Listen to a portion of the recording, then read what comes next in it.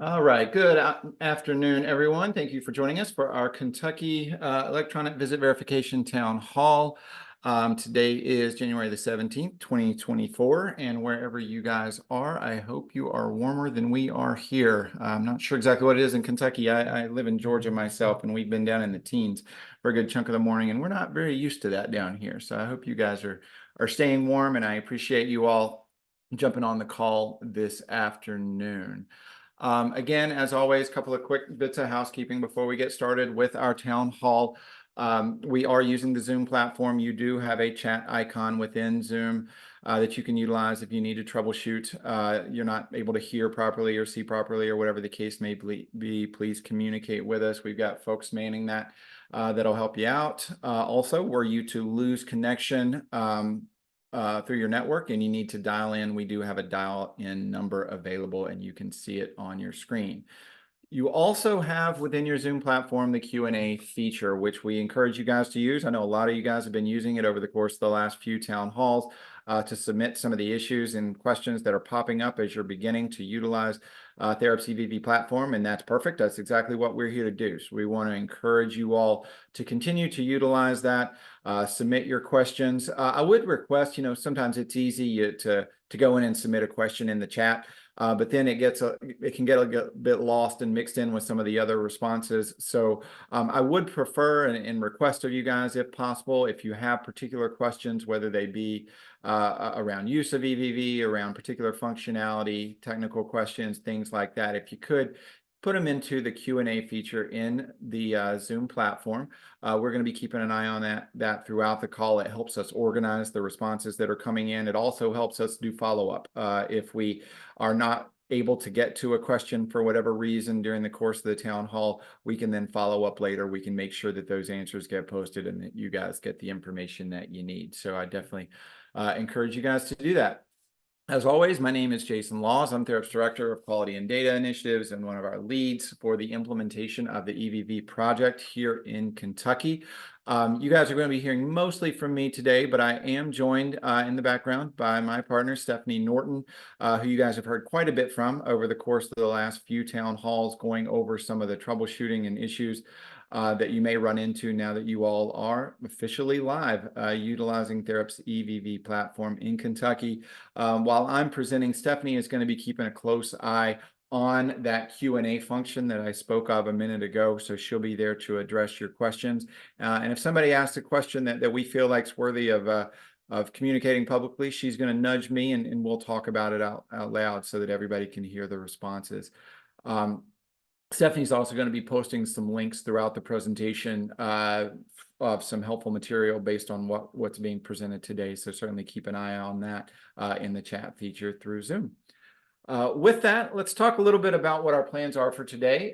Probably will be a bit shorter call than some of the ones we've had of late.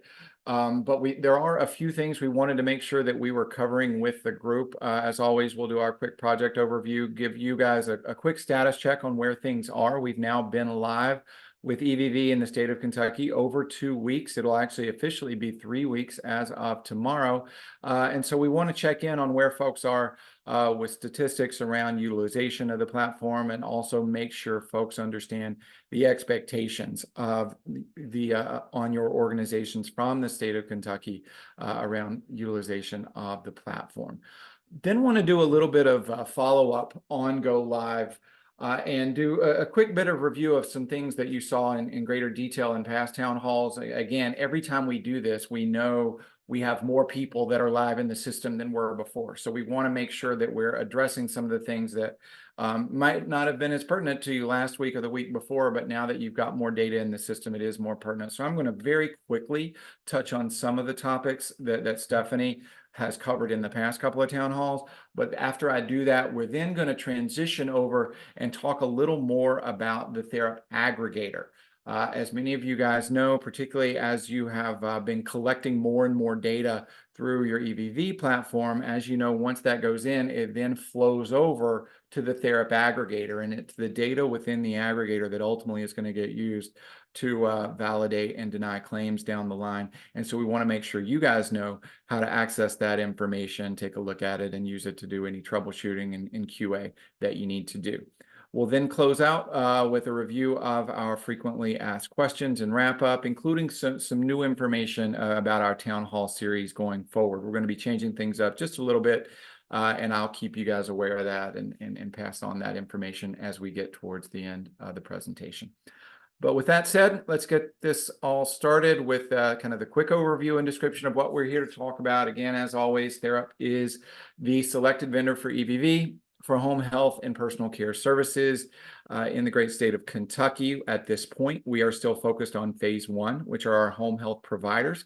If any of you guys out there provide PCS services, have no fear, you're coming soon. We're going to start working with our personal care providers in the relative near future, so keep an eye out for more information about that in the weeks to come. But for now, we are focused on our home health services. Again, as I mentioned a moment ago, part of the contract we have with the state of Kentucky is not only our EVV platform for capturing EVV data, it's also the use of our aggregator, which is the repository for that EVV data. So as we always talk about kind of in our follow-up slide, you guys have a couple of options as to how you're collecting EVV. You can either use the state provided system, which is TheraP at no cost to capture EVV data, send that over to the aggregator. And as part of that, you also have available to you, should you choose to use it, it is optional, TheraP's full mature billing and claim system. So you're able to do direct billing to MMIS or your MCOs from the EVV data that you're capturing within your platform. So that is option A. Option B is the third-party route, meaning you have within your organization, you're currently utilizing a third-party vendor, which means an EVV solution other than TheraP, which is fine. We intentionally set up the structure of this contract that in such a way as to allow you to continue to utilize your preferred platform as long as it can connect to the TheraP aggregator to share that EVV data. And I know many of you, your vendors are working hard to get that connection done. I know we've got one officially done and a couple of others that are pretty close and some folks continuing to work on that. But again, the idea here is for you, if you have an EVV platform that works well for your agency, you can continue to use that as long as it can send data over to the aggregator. Stepping back for just a moment, again, we have now officially gone live and have been live for some time over the last few weeks in the state. Officially, we went live with home health on 12/28 of 23 with the expectation that all of you would be collecting EVV data as of New Year's Day, January 1st, 2024. If for whatever reason you have not been able to meet that deadline, you have not onboarded either TheraP's EVV platform or an alternative platform, please, please, please reach out to us as soon as you possibly can. We're already would be a little bit behind, or more than a little behind if you're getting started now, but better late than never. So if this is new information to you guys and you've not taken the steps within your organization, please reach out to us as soon as you possibly can through the email aliases that you see on your screen, the kysupport@therapservices.net. That is an alias we have set up solely for our EVV users in the state of Kentucky for you to submit obviously queries about anything associated with the state contract, with functionality around our system, or whatever the case may be. We've got a whole team of folks keeping an eye on that alias and being responsive to queries that come in. So please submit into that. You also have the option of utilizing the state's Medicaid public comment at ky.gov. Either way, if you submit information letting us know that you need to get going with EVV, you haven't done it yet, please make sure you include your name, contact information, the name of your organization, as well as your provider number, because that'll assist us in following up with you. So with all of that out of the way, let's get to a kind of a status check as to where things are with EVV thus far in the state. And we'll start with what the expectations are. You know, we've already talked about that the expectation for all of our home health organizations is that you all have begun using EVV effectively no later than January the 1st of 2024, which means if you provide any of the services that you see on your screen, you should be using EVV by now. That should have happened again on January the 1st. And there are further expectations from the state around what utilization needs to look like going forward. Over the course of the next couple of months, the state is basically taking a tiered approach to the expectation around utilization. There's an understanding that when you're onboarding with a new platform, with a new system, kind of learning a new process, it may take a minute to get full adoption within your organization. So the expectations from the state are that for the month of January 2024, which, quick reminder, is a little more than half over now, the expectation is that at least half of your visits in support of the individuals you serve are captured through EVV. That is 50%. In February of 2024, that expectation rises up to 75%. So at that point, 3/4 of your visits should be captured through the use of electronic visit verification. And then by March of 2024, the expectation is that 100% of your visits are getting captured through EVV. Now, we've had a couple of questions come in, and I'll reiterate this towards the end of the presentation today. It's like, okay, what does that mean? We're trying to get up, but are we going to get penalized if we don't hit that 50% for January? So to be clear, there is not a direct penalty for that, but the state is monitoring utilization of EVV and the data coming in. So they're using that threshold as guidance as to providers that may need some support that they need to reach out to and stay on top of to make sure that you're moving forward in your process. So at this point, that's how that's getting used. But there still is very much an expectation that you guys are going to meet the thresholds that you see on the screen right here. If you want a little more information, there is a message from CHFS. We've actually embedded it on our site. You can get to it from the CHFS site as well. If you click on the links there, it will take you over to the state site where you can effectively find all of the information that I just shared with you and more, outlining what's going on with EVV in the state, the guiding principles, which services should be utilizing EVV now, as well as what those adoption thresholds are that I just spoke of. So there's a great deal of information here, so we certainly encourage you to take a look at that as you can. Get back to full screen. So with that, those are the expectations. That's what we want to see. Let's see what we're actually looking at when it comes to the statistics that are coming in. We're monitoring this on a daily basis. We're looking at the EVV usage through the Therap platform. And to this point, we can say we've had a total of 20 different providers collecting EVV. I will be very clear here so that folks don't misunderstand. At this point, this number includes those providers that are using Therap's EVV platform. I know well that several of you out there may be using a third-party system, and so those stats are not yet included here. Once all of those third parties and your associated vendors get connected to our aggregator, we'll start pulling aggregated data from there as well. But again, what we're looking at here is of those vendors, or excuse me, of those providers utilizing Therap's EVV platform, we have 20 of them thus far collecting data. They've checked in now over 1,100 slots. Again, almost all of them in the neighborhood of 80 to 90% have been check-ins via Therap's mobile application using self-check-in rather than pre-scheduled slots. So again, as we've said many times, that's to be expected and appears to be reflective of a high level of adoption to the mobile app, which we're excited about. You know, we, along with the state of Kentucky and our work with them in preparation for this, several different methods of checking in were made available to you guys out there. That being said, the ideal solution is the mobile check-in using the GPS and the mobile devices that we have as our Therap app. And so a lot of you guys are doing that. So we're very excited to see that. We have seen a couple of folks checking in through the browser-based application, which we refer to as a web check-in. So that is an option as well. We've even had a couple of, or 3 folks check in offline, meaning that you were in an area without cell service or without network coverage, whatever the case may be, and you needed to check in offline and then have that data sync up when you got back to a good service area. And we've had a few folks take advantage of that, which we're happy to see.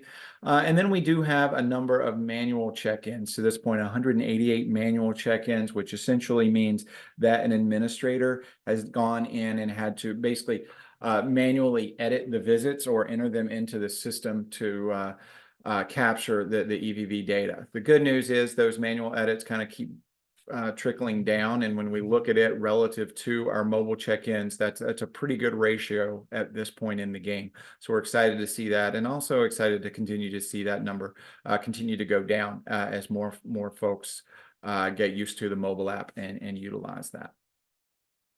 So as I said before, now that with every passing week or every passing day and every passing week, we've got more and more folks utilizing the system. No doubt more and more of you are running into questions and things like that. And I know several of you have written in questions to our KY support alias and at therapservices.net. And we've been responsive to getting information back out to you. And before we get to our discussion of the aggregator today, I wanted to very briefly touch on the highlights of some of the troubleshooting that Stephanie has covered in detail over the past couple of town halls, because there may be some new folks out there for whom this is useful. One of the main things that pops up when you first start using EVV is, particularly for those of you that are administrators within your organization, you're starting to see on your dashboard visits pop up with their various statuses, and you're getting notifications in the system of potentially invalid statuses coming in. And there may be some questions as to what that means, what all of these statuses mean, and perhaps just as importantly, what do I do about it? Well, there's 4 different statuses that you may see within the system. The invalid status means it requires edits in the Therap account in order to send data over to the aggregator, which effectively means all of the necessary data elements aren't present. And we'll talk about what some of those are in just a moment. But for whatever reason, there's a particular data element missing, so it's not passing over to the aggregator. The Therap account is catching it and flagging it and saying, hey, you need to go make these corrections or additions before that data goes on. Then there's the validated status, which means it passed those very minimum requirements in the Therap account and it went on over to the aggregator. So once the validated data flows over, you're in good shape. That information has made it to the aggregator. Once it's in the aggregator, assuming all of the proper elements are present, it will then ultimately be accepted. It means it's sent to the aggregator and has been accepted on that side. And then the final status, probably the one that you're seeing the least of, but there are a couple of circumstances where this can happen, is a rejected status. What a rejected status means is that it does go from the Therap EVV platform or your third-party platform over to the aggregator and then is rejected on the aggregator side rather than the EVV platform side. So those, you'll notice that data within the aggregator and you'll be able to get in there and respond to it within your Therap account. But those are the 4 statuses that you may run into. Again, obviously the goal is that you're going to have your visits be validated and then ultimately accepted within the aggregator. So what are some reasons I might be seeing these invalid visits? One of the more common ones is a missing or incomplete Social Security number for staff. As we've talked about throughout the process, each staff are required to enter their social into the platform, or at least the last 4 digits of the social. As you can see here, the example on the screen, if you choose to just use the last 4, that's fine, but you will need to enter leading zeros in our platform for that to be accepted. The reason that's there is because we utilize that along with the name of the staff member excuse me, to create a unique identifier for each user, which is associated with the EVV data that goes in. And so if a social is not there, that's going to be marked as invalid. Location is also required for individual residential address. One of the validations we have in the system is to make sure that services are being provided where they're expected to be provided. And so in this case, that when folks are doing self-check-in to the system, we're comparing the point of check-in to the individual residential address of the service recipient. So if that address is not in the system, there's no way to validate it or to verify that location. So you're going to get that invalid note in there and need to add or update that address for the individual. There may also be an invalid Medicaid ID in the system. So you need to make sure that that's in there and in a proper format. Again, if you have a Medicaid ID for an individual that is not a full 10 digits, you can put leading zeros on that to meet that expectation so that it gets through the validation of the system. You will obviously have to have a Medicaid ID in place, and the zip is also part of the individual address that needs to be present. All of these are some of the most common reasons we're seeing for invalid visits. So I encourage you to get in there and take a look at that if you're getting those in the system. Now, again, that's a very short overview of some of the troubleshooting. Stephanie went through a great deal of detail in some of the ways that you can check that out and fix some of those entries that are coming in. I put this link here in the slides. These slides will get shared out publicly after our call later today. And if you click on these, it will take you over to our support site where you can see our recorded town hall meetings. So if you want to go back and see the town hall meetings from previous weeks in here, you can go in and see that, and you can get a very detailed run through from Stephanie of that. You can also access additional support materials on that site that may be useful to you to go in and troubleshoot any of those. But again, if you get in a position where you can't figure out how to deal with any of those invalid entries, please reach out to us through the use of our support alias, and we'll be happy to assist. Another topic that we talked a good deal about on our last town hall was the ability to review your data in the system for QA purposes, for reporting purposes. So again, I wanted to touch on a couple of quick ways that you can do that within the Therap EVV platform. Then we're going to get over to our main topic, which is what the access to this data looks like on the aggregator side.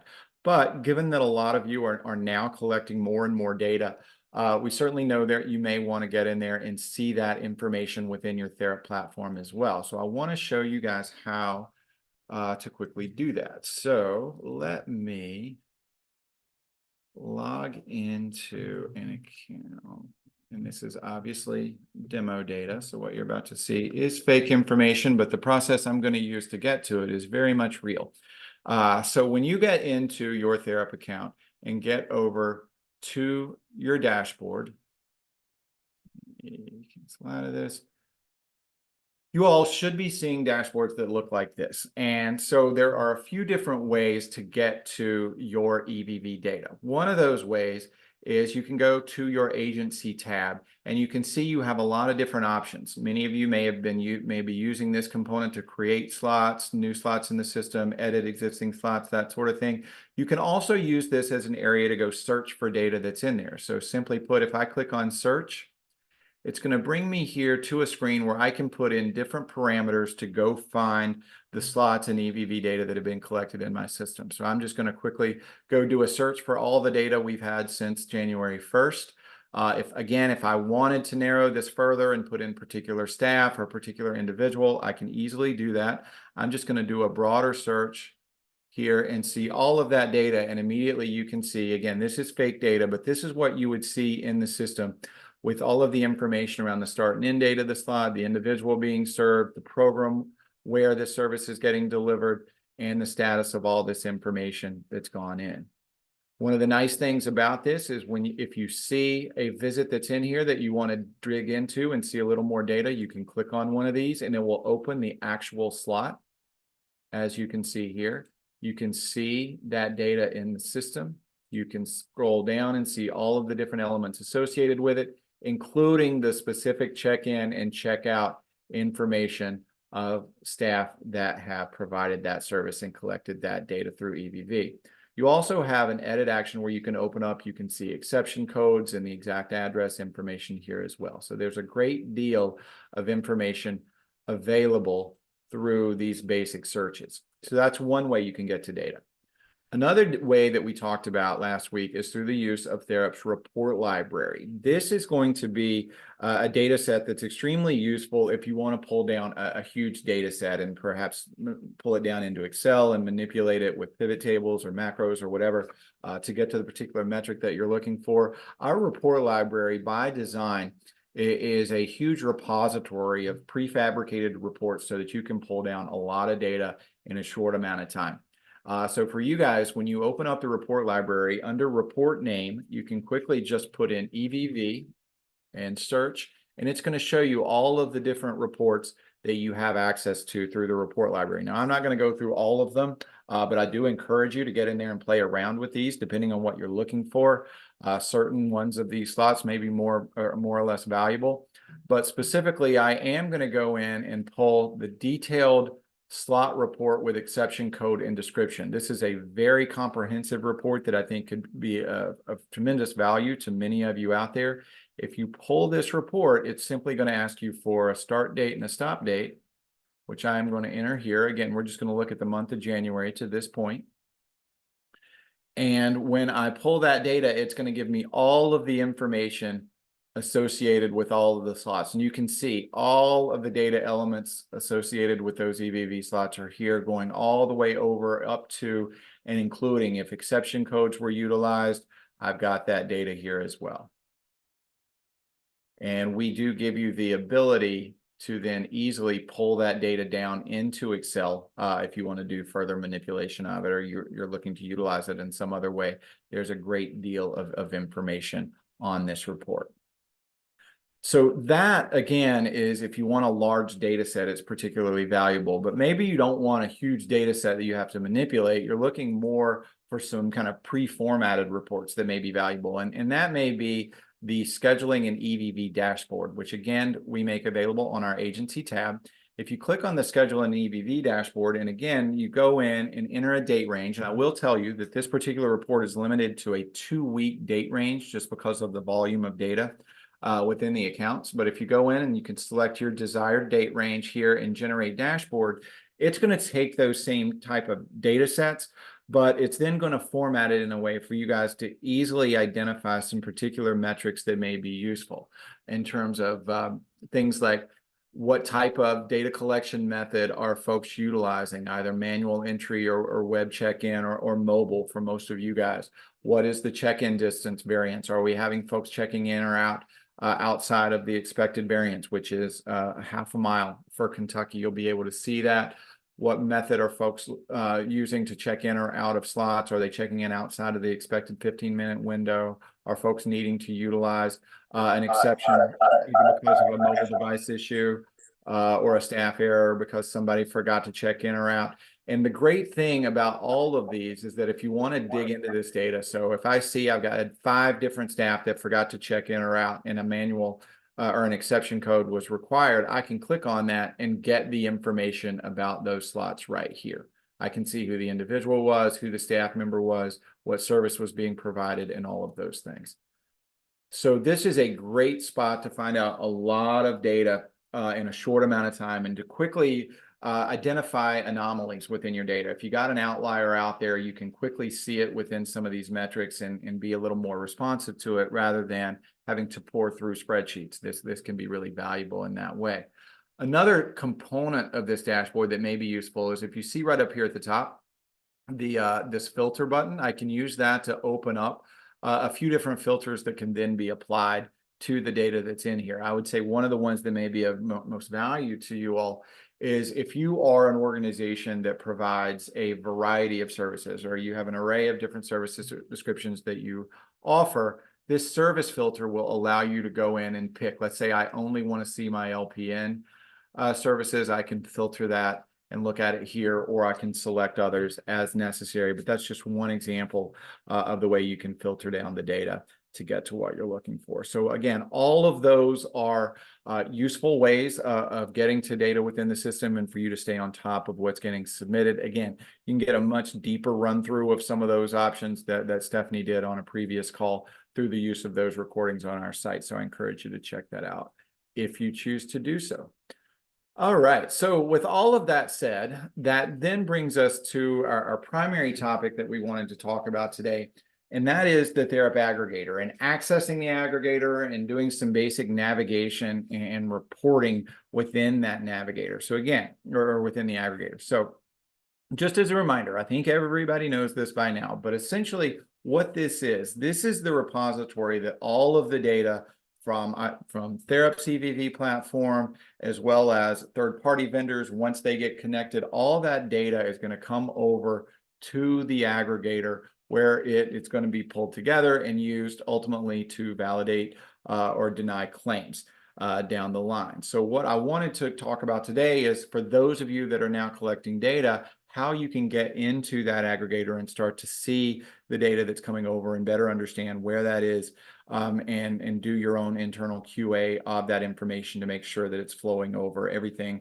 that's getting collected on the front end is flowing over.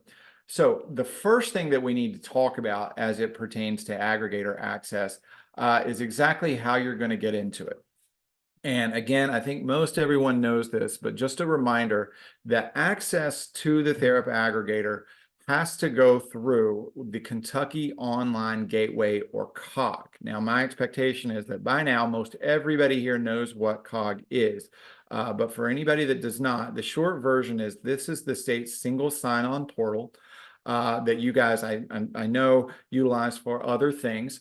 You can access it directly through the Kentucky site. I put a screenshot up here as well as a link so that you can click on this and it will open momentarily. This is the screen that you guys will go in and log into with your COG credentials. Once you log into COG, you will then see a tile to get over to the Therap aggregator. Now, some of you may say, I don't see that tile. Why is that? That brings me to the second part of this. In order for this process to work, we have to link up your aggregator access to your COG credentials so that you can flow through the COG portal to get over to the Therap aggregator. Now, all of you that are utilizing Therap's EVV platform should have gotten communication from us last week, or at least the vast majority of you. I know there's a couple we're still trying to get some agreements in place for. You may not have gotten this, but everybody else got an email from us last week to really, the intent there was to confirm COG access within your organization and make sure you had the necessary information that you needed to make sure that the person or persons that you wanted to do your aggregator administration had the appropriate level of COG access to be able to get in there. So just as a reminder, for those agencies who have identified their existing COG administrator, meaning the person that the state already has on record that has access to COG, if that is also the person that is going to be doing the aggregator administration, you're all set. Your access will be automatically linked on the back end by Therap. You're going to get some communication from us in the very near future, probably within the next day or so, with some instructions on accessing COG, because basically you're all set. We're going to send those out individually as folks get connected so that you have the information that you need. So we'll talk more about that a bit later. Now, for the others of you who have identified an alternate aggregator administrator from the existing COG admin, which basically means you've got somebody on staff that you want to do, or you want to be able to access the aggregator and do the administration of that data, but they as yet do not have access to COG, you're going to have to do one of two things. The first thing is, if you can identify who the existing COG person is, the existing COG administrator for the organization is, that person can create COG access for the new person. And so you guys can take care of it. We have asked in our communication with you that when you do that, to inform us who that new person is and what the associated email address is, then we'll make sure you're linked up and your access is all set. So that's pretty straightforward and you guys can handle it.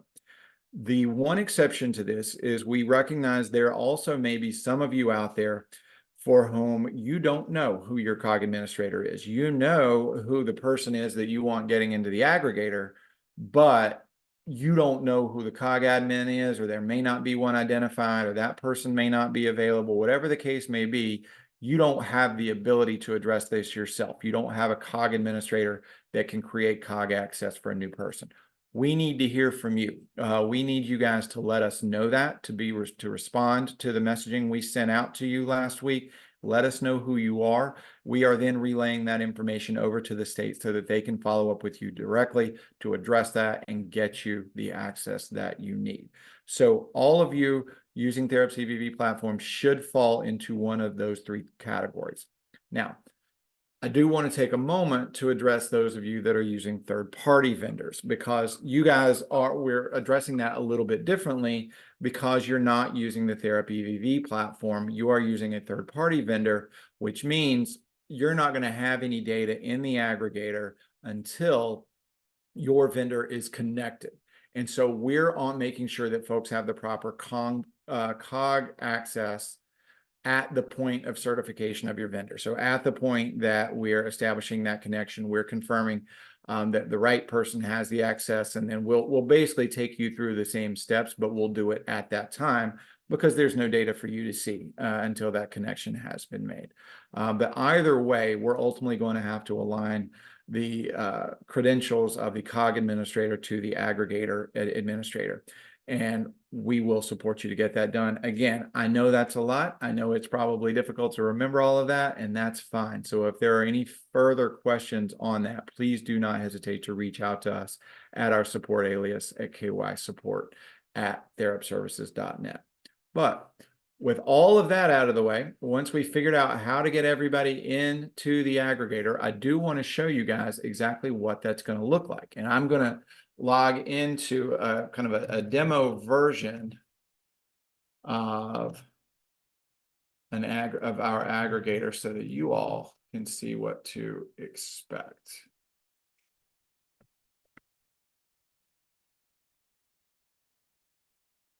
All right, so once you log into the aggregator, or I should say, once you come over to the aggregator from COG, you're going to see a screen that vaguely represents this. You're going to see the name of your organization, obviously the state that you're in, and the jurisdiction is under CHFS. You're going to see the qualifying Medicaid provider numbers that are in here. Obviously, once you do this, if you see any information in here that is incorrect for whatever reason, please notify us immediately so we can make the corrections.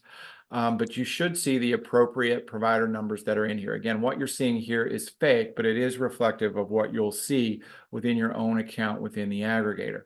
But once you get here, down the left-hand side, you're going to see a variety of different types of reporting and data searches that you can do to see the data that is flowing over from your EVV platform.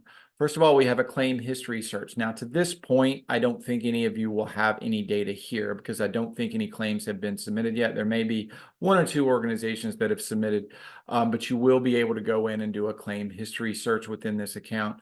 Where I expect most of you all will be is on the EVV data search. So I did want to focus there and show you some of the different ways that you can look at data that has flowed over from your EVV platform. As you can see, you've got a lot of different parameters you can enter around the particular search that you want to do. I'm going to stick with a very basic parameter and just look at data from the first week of the year. Again, with the aggregator, given the volume of data that's in here, you're going to look at data 1 week at a time. If you try to go to a longer date range than that, you will get an error message in the platform.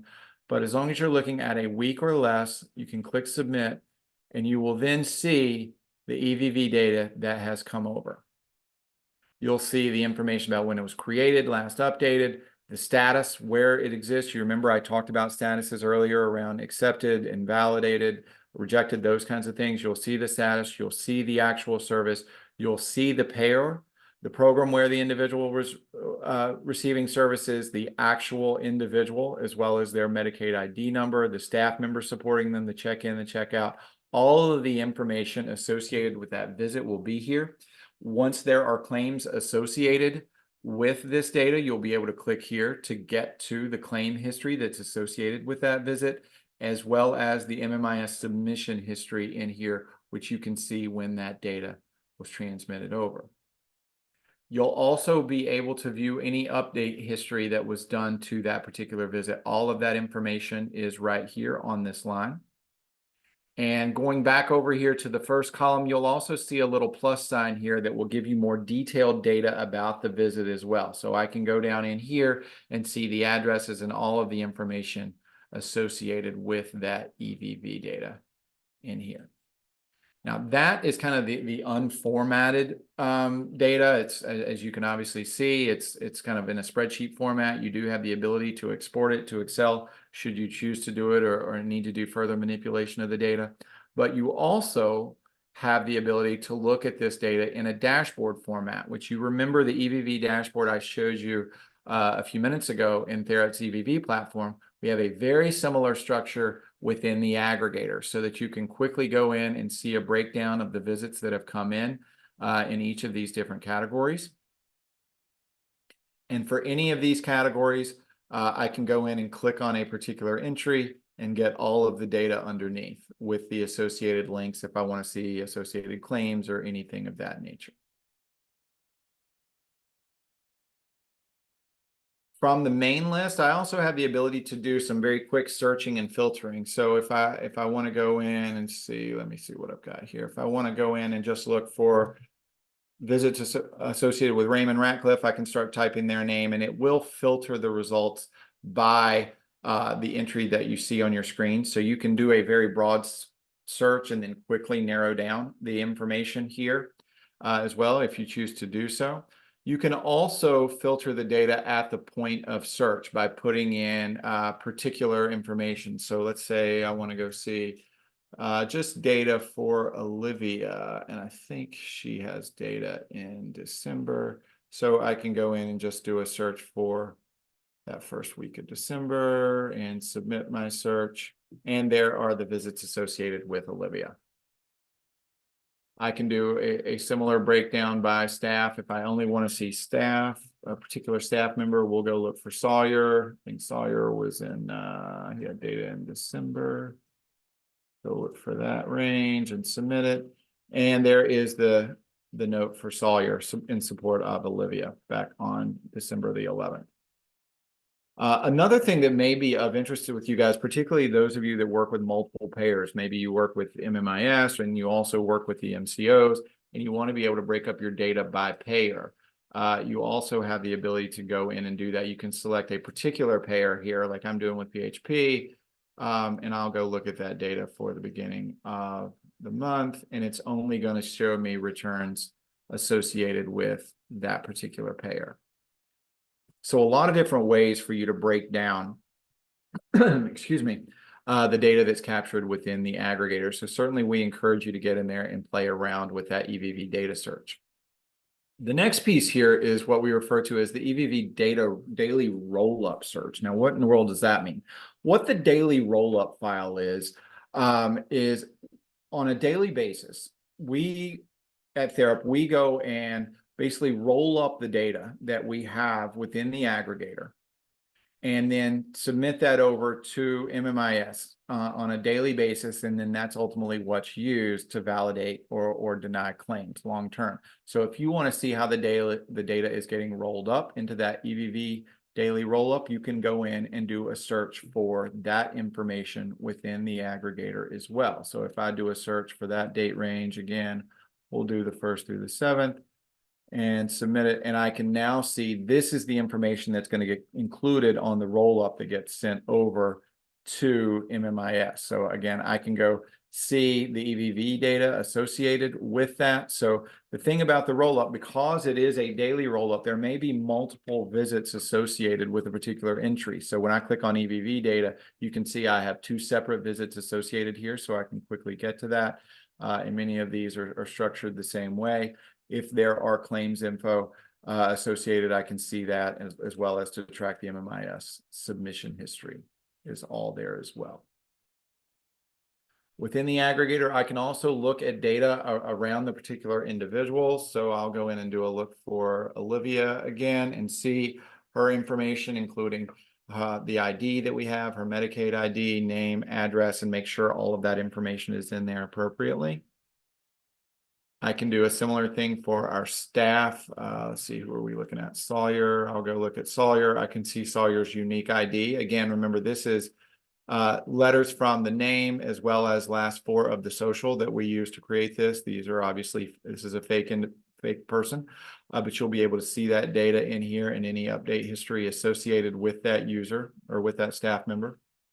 And then I can get to the user list. These are going to show you the users in the aggregator. So these are our staff folks that are accessing this on our demo side, but you'll be able to see your aggregator users. For most of you, there will only be like 1 or perhaps a couple of users in here. You'll also be able to look at exception codes. These are the exception codes available to you in Kentucky. So you'll be able to get in there and see a key of what those look like and the associated, whether they require comments or have been discontinued. And then we have the service codes that are going to be in here as well. This is going to outline all of the different services, the associated payers that you have in the system, whether it be Medicaid or the various MCOs, the service description, when the start date for that service is, what is the unit calculation rule, all of that information is easily accessed here. Couple of other bits of data that may be useful, your user activity search. If you just want to get in here and see of your users who's accessing, because I'll go look at myself in here, and you can quickly see everything that I've done within the aggregator over the course of the last couple of days. You can see all those steps that I've taken. So it serves as effectively as activity tracking for users within the aggregator. So those are some examples of a lot of the different types of data that you can pull down and report on and access in the aggregator. Again, for those of you that have already established your COG access and align that with your aggregator, you're going to hear from us pretty soon. We'll send you some links around information associated with this so that you know how to navigate in there. But that's kind of a quick overview of what you'll have available. Another piece here that I just want to quickly show you under the settings is that you do have the ability to control passwords and things of that nature. So this piece is here as well. But that, again, is kind of a quick overview of the Therap aggregator. And so let me stop for just a second and see. I can see that, and thank you, Stephanie. I see Stephanie has been putting in some links as I've gone through to some of these different components so that you can see them within our user guides. So some of that will be helpful. This is what she's linking here. We're going to be sending you kind of a consolidated version of that as you are preparing to onboard so that you have all of it in one place. But these are certainly very helpful bits of information as you guys are learning to access and navigate the aggregator. So let me ask here, and I'll try to look on here or ask Stephanie if there are any questions that have come in that have not yet been addressed or we want to address publicly here. Yeah, I think the question in the Q&A right now from Ann Lynn would be a good one to review on the call. Okay, so let me see. So the question, why would we need to get in the aggregator if the information we submit is rejected or denied? It should come back to our system. It's recommended that we review the data in an aggregator on a daily, weekly basis. It's really there for you to be able to see the status of it that's in there. A lot of your like the statuses, you are able to track them within the primary application, particularly the invalid versus valid. So if you get an invalid visit, you're going to see that in the Therap platform first. But if it flows over to the aggregator and then is rejected at the aggregator level, you may need to go into the aggregator to see the data at that point. So that is going to be the reason that you want to make sure your accepted visits are, or excuse me, your valid visits are ultimately getting accepted. So it's a good idea to get in there and check routinely. Is it something that you need to be doing constantly throughout the day? I would not necessarily say that, but getting in there occasionally to keep an eye on that data, I do think is useful. Stephanie, I don't know if there'd be anything you would add to that. No, I think that's the main piece, you know, when the claims matching goes in to effect, you have to make sure those visits are accepted in the aggregator before you bill. So being able to see it to make sure that it's visible there for the state side. And another question that just came in, should the in and out times be corrected when errors are found during this learning curve? That's a good thing that I didn't explicitly mention, so I wanted to mention it here, is that the aggregator, the data that you guys are seeing me show in the aggregator is read only. So you're not going to go into the aggregator to change data. You would go in there to see data that, as Stephanie said, is potentially rejected, or if corrections need to be made, you would need to work your errors within the Therap application. You would not actually go in and do edits within the aggregator. It is read only.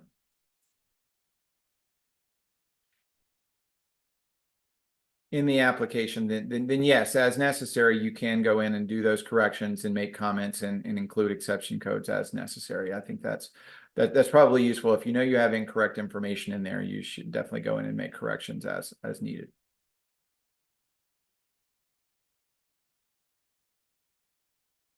Any other questions related either to the aggregator or some of the things we talked about prior with the invalid, valid visit status, some of the reporting capabilities in the application. There's an overlap time between clinicians. Is that going to be an issue once billing starts? I know one of the things we do is identify those overlaps for you so that you can go in and make corrections. And Stephanie, if you would like to add, I see. It's telling me you would like to answer that question. Was that Oh, I correct? was just saying we were answering it live instead of typing in a question. So for that one,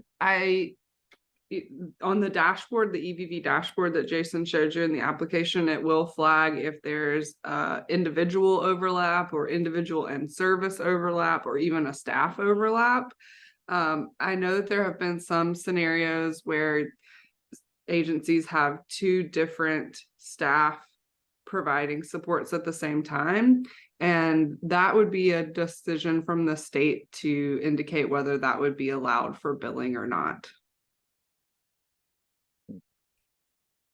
I saw another question just came in. Do we email the KY support alias to find out the status of our third-party vendor certification?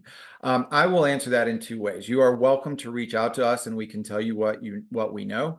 We would encourage you to reach out directly to your vendor. You know, we're working with your vendor to move them through the process. Ultimately, though, we can't really leverage them to make them go any faster. You know what I mean? So hearing directly from you guys as the provider, I think is useful as well, but you can certainly reach out to us and we'll tell you where we are in the process with your particular vendor. But definitely don't hesitate to reach out to your vendor as well.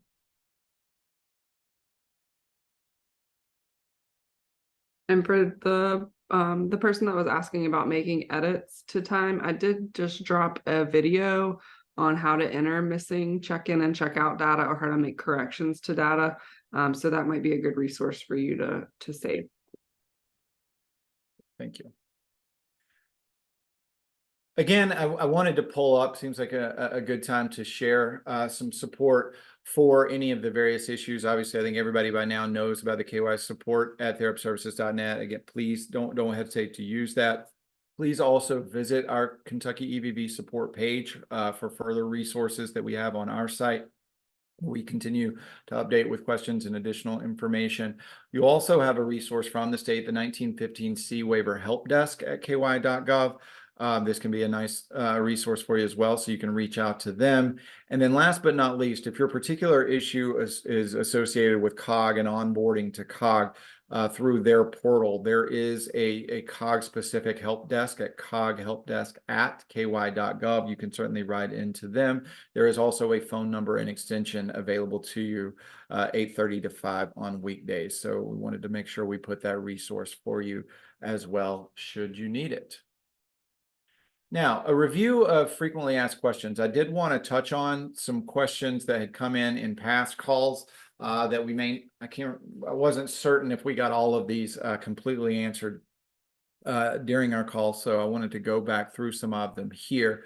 I mentioned this at the top of the call today, but for any of you who may not have been on right as we were getting started, there's been several folks that have asked about the expectation around capturing 50% of your visits through EVV and whether there will be a penalty associated with not being able to meet that threshold. And so the guidance we've received from the state is that providers will not be penalized, but it is important for you guys to know that DMS is monitoring the data and the ongoing adoption and utilization of EVV in the state. So they're looking at those metrics and using that as a guide for their outreach to providers to make sure folks are moving forward with that. So while there's not a formal penalty, folks are keeping an eye on this, and folks will be reaching out to you to see what support can be provided to help you get to that particular level of utilization.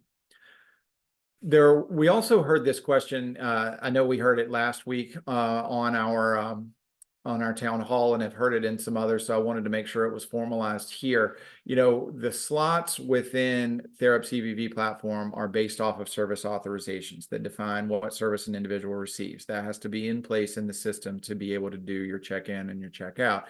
So a natural question is there a report within our platform that allows me to quickly see what authorizations have expired or will expire so that you can take the necessary steps to get that updated? auth in place so that you're not missing any visits.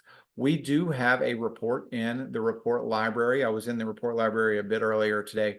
That will help you identify that. It will show you the status of all of your authorizations. I put a link to that here in the slide. I'll click on that link real fast. It takes you over to our support site, and it will give you the name of that report and what you need to do to go through and access it. But we've got that information right there. It'll help you be able to quickly identify any auths that are expired or are in danger of expiring soon. So we have that available there. Couple of questions that came in around third-party vendor submissions, specifically if we're using a third-party vendor, will our claiming process stay the same, or will the data be converted to claims in the Therap aggregator? And that's a good question. I appreciate you asked that.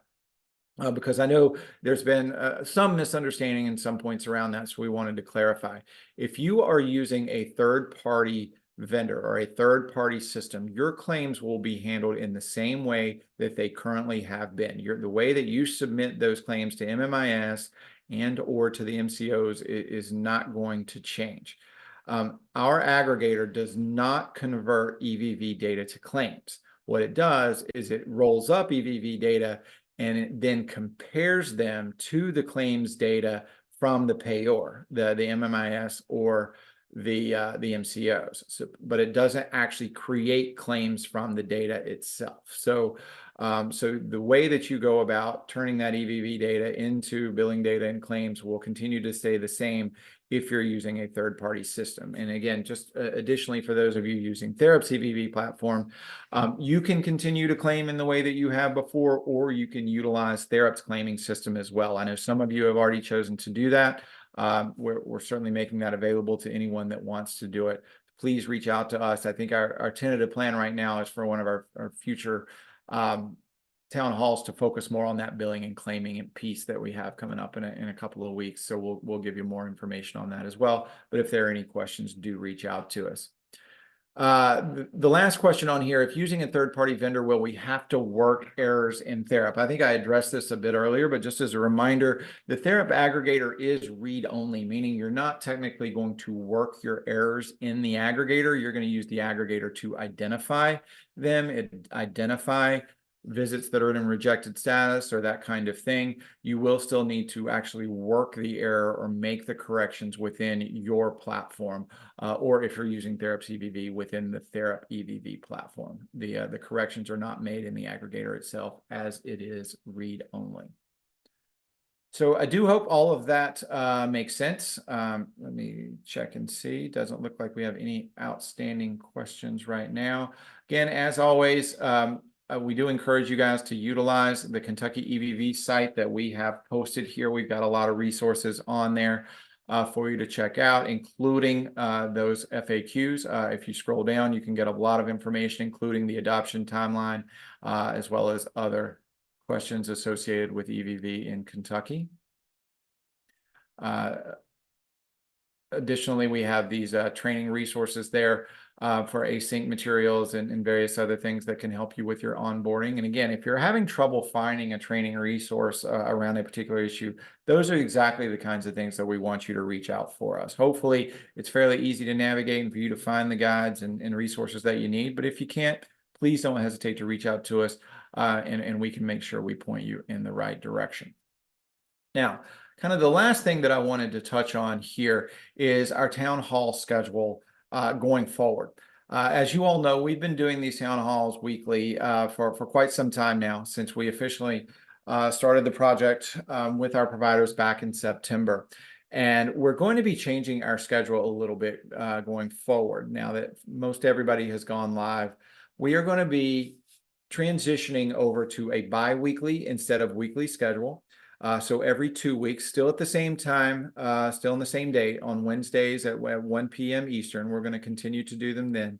It's just going to be every other week. So that's going to be the first big difference. And as I said earlier, kind of the initial focus that we're planning on right now is that the next one will be around some billing and claiming issues, but we'll continue to talk about some other topics as necessary as well. But the big thing that I want folks to make sure that you know or you see here is that up to this point, these webinars have been hosted by the state through Zoom. So when you guys registered through the state's registration link a while back, it gave you access to all of these meetings going forward.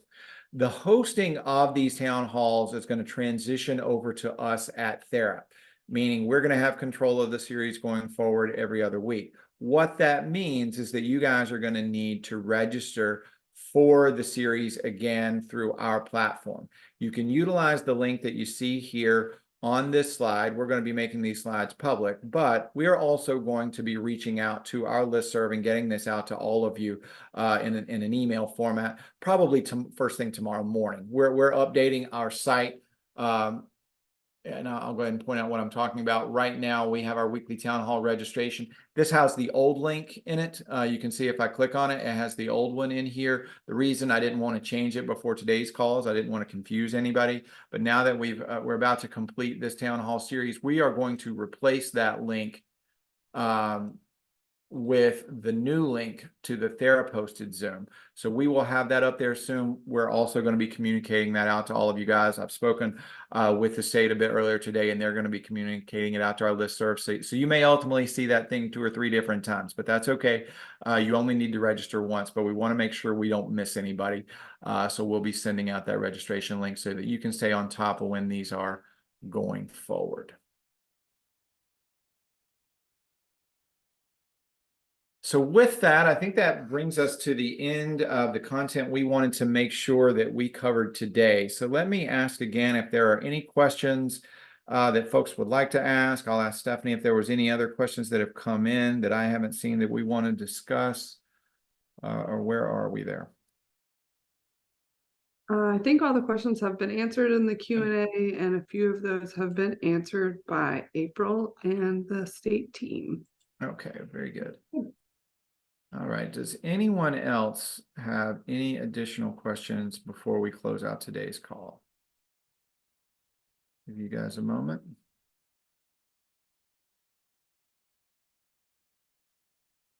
All right, well, seeing none, we will go ahead and close out the call today. Again, I very much appreciate you guys sticking with us and getting the information. Really appreciate those of you asking questions, and glad we were able to get all of those answered. Again, we'll try to consolidate that information, get it back out to you.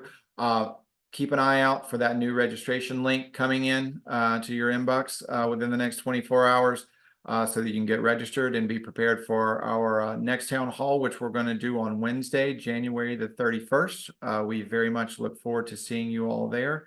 Otherwise, if anything pops up, please reach out to us again at kysupport@therapservices.net. And with that, we will let you guys go. I hope you all have a great afternoon, and we will talk to you soon. Thanks, everybody.